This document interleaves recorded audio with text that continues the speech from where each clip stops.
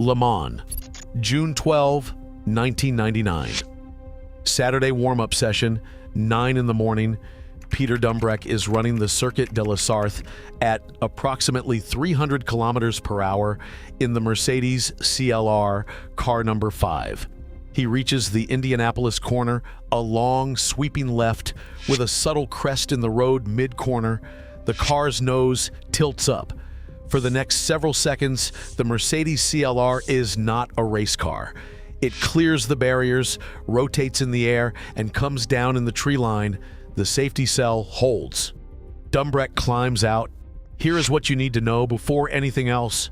This was not a freak accident. This was not the first time the CLR had done this, not even the second time. It was the third. Mark Webber, driving CLR number 4, had experienced the same aerodynamic failure at the same corner on Thursday practice 2 days earlier. He reported it. Mercedes made adjustments. Then Webber experienced it again Saturday morning. Same corner, same failure, different session, same result. That was warning 2. Roughly 20 minutes before Dumbreck got in the car, Mercedes had telemetry from both incidents. They had Webber's verbal reports, they had their engineers on site with the data, and they cleared car number 5 to go out. What happened to Peter Dumbreck that morning was not an accident waiting to happen. It was a decision that had already been made. To understand the pressure Mercedes was under in 1999, you need the context the blueprint brief leaves out. Mercedes had won Le Mans in 1989 with the Sauber C9. They came back as a factory effort from 1997 to 1998 with the CLK GTR and dominated the GT1 class.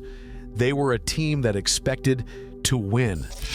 The CLR was their step up into LMP1, the open cockpit prototype class, the top tier of Le Mans racing. It was developed from the CLK GTR, but heavily modified for the prototype regulations. The most significant change was the aerodynamic package. The CLR used a low, flat front end designed to channel air under the car and create downforce through ground effect. It had venturi tunnels under the body, a large rear wing, and a nose profile the Mercedes aerodynamics team had developed through physical wind tunnel testing, the primary methodology for top-tier motorsport teams in 1999. In the tunnel, the car generated strong downforce at Le Mans speeds. Mercedes arrived at the Circuit de la Sarthe with 3 CLR entries, numbers 4, 5, and 6. Norbert Haag, Mercedes-Benz Motorsport Vice President, was at the circuit. They were there to win. The tunnel had a gap in it. The gap had a name, the Indianapolis corner. Here is the engineering. It is worth understanding precisely. Every racing car with aerodynamic downforce is sensitive to pitch, the angle of the nose relative to the track surface. When the nose pitches up slightly, downforce normally drops a little. Mild understeer, the driver adjusts. Nothing dramatic. The CLR's front underbody geometry didn't behave that way. It was optimized for a specific ride height and pitch angle. When the nose tilted upward, even a small amount, the front diffuser stopped generating downforce and started generating lift, not reduced downforce. Actual aerodynamic force pushing the front of the car upward. This is called pitch sensitivity. And at Le Mans speeds, it is catastrophic. Aerodynamic forces scale with the square of velocity. Double your speed, you get 4 times the aerodynamic force. At 300 kilometers per hour, the aerodynamic loads on the CLR's bodywork are enormous. A nose-up pitch angle that causes a minor imbalance at 80 kilometers per hour becomes a violent, uncontrollable lift force at racing speed. The front suspension has no mechanical answer for aerodynamic lift at 300 kilometers per hour. The car goes up. Now look at the specific geography of the Indianapolis corner at Circuit de la Sarthe. It is a long, sweeping left-hander with a crest, a subtle rise in the road midway through the corner. When a car goes over that crest at speed, the front wheels reach the high point first, momentarily pitching the nose upward. If the car is also running in the aerodynamic wake of another vehicle, the low-pressure turbulent air behind a car doing 300 kilometers per hour disrupts ground effect under the nose. The front downforce is already compromised before the crest makes it worse. Crest plus draft plus 300 kilometers per hour plus a pitch-sensitive front diffuser. Mercedes's wind tunnel had never tested that combination. Their physical tunnel testing hadn't replicated the specific road camber and crest profile of that corner under drafting conditions. The failure mode lived in the gap between what the tunnel tested and what the track required. The car that passed every wind tunnel check had a condition the tunnel never found. Thursday, June 10, 1999, practice session.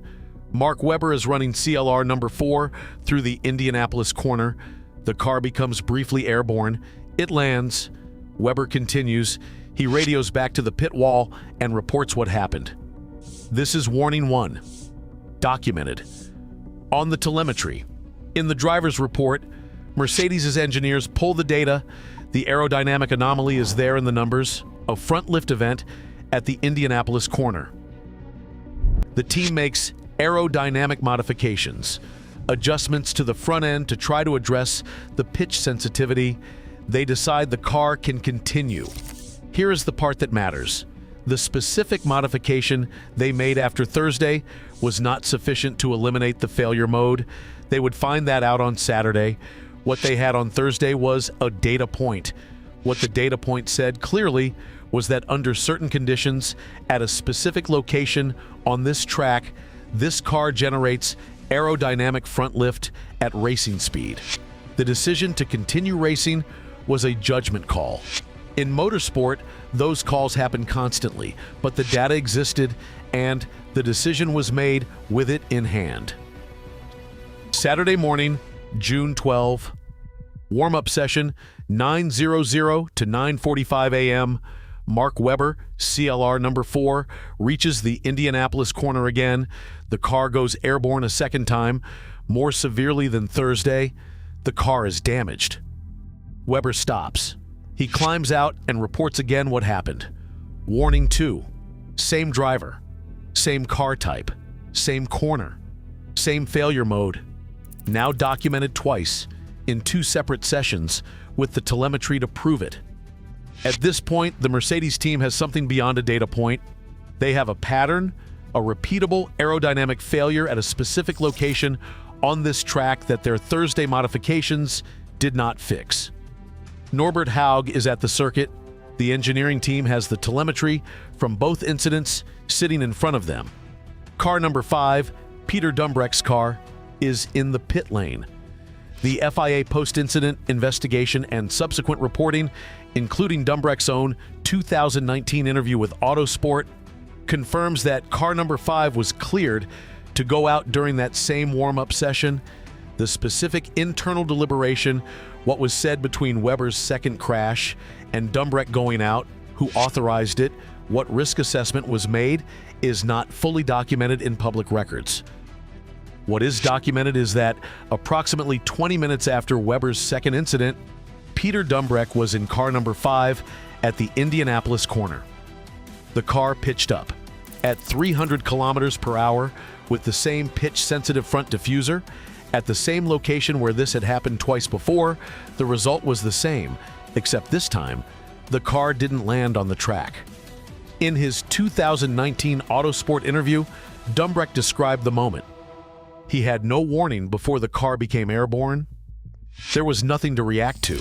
At that speed, with those aerodynamic forces, the sequence from pitch up to airborne takes fractions of a second. The car flew, rotated, and came down in the trees. The safety cell did its job.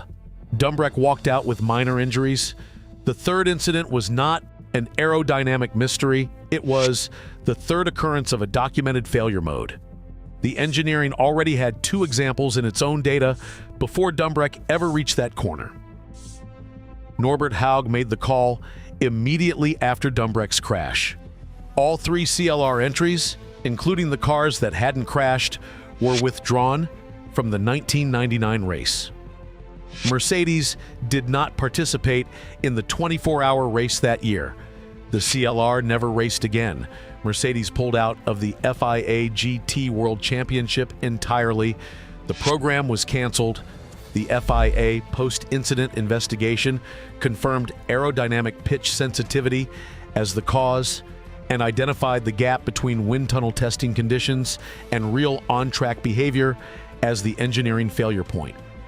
Following the investigation, the Automobile Club de l'Ouest, the ACO, which organizes Le Mans, and the FIA jointly introduced mandatory pitch sensitivity testing as part of the LMP homologation process.